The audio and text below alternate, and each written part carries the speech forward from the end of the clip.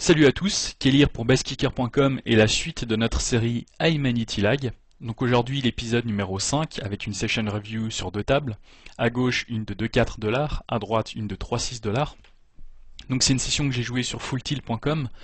Ceux qui jouent en .fr, le jeu reste relativement le même, si ce n'est que vous devriez être plus tight pré-flop, étant donné que l'État prend une commission supplémentaire à chaque pot.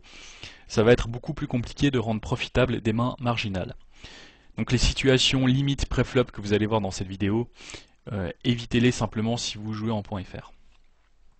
Sinon, j'ai pas fait de sélection de table particulière, j'ai juste rejoint des parties déjà en cours.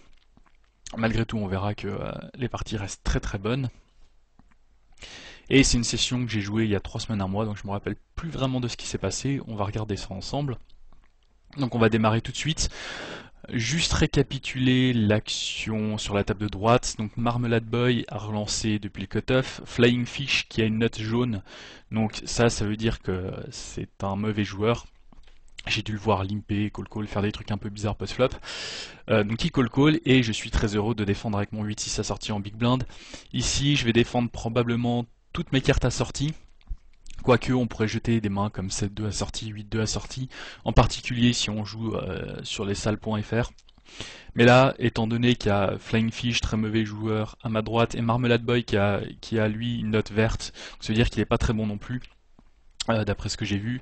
Donc ça me dérange absolument pas de défendre assez large face à des joueurs pas très bons. Sur ce flop, je vais évidemment check, il n'y a pas grand chose d'autre à faire, puisque Marmelade Boy va continuer chain bet 100% du temps comme la plupart des joueurs.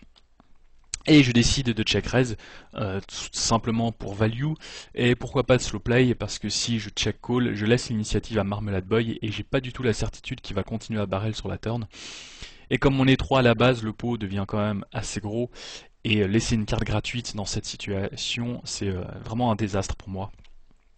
Et en plus, il y a Flying Fish au milieu qui call.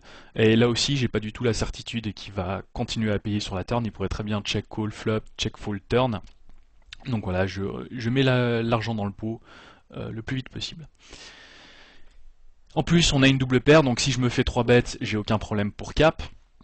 Ce que je fais ici, pour plus ou moins les mêmes raisons que le check raise flop, j'ai pas envie que Marmelade Boy bet 3 bêtes, une main comme Valet 10, Valet 9, peut-être même As-Roi, ça se voit de temps en temps, et qui prendrait ensuite une carte gratuite sur la turn. Là encore, ce serait catastrophique pour moi. Bon, j'admets que c'est pas super probable, mais par rapport à la taille du pot, c'est suffisamment probable pour moi pour que ça m'inquiète. Et il y a toujours Flying Fish coincé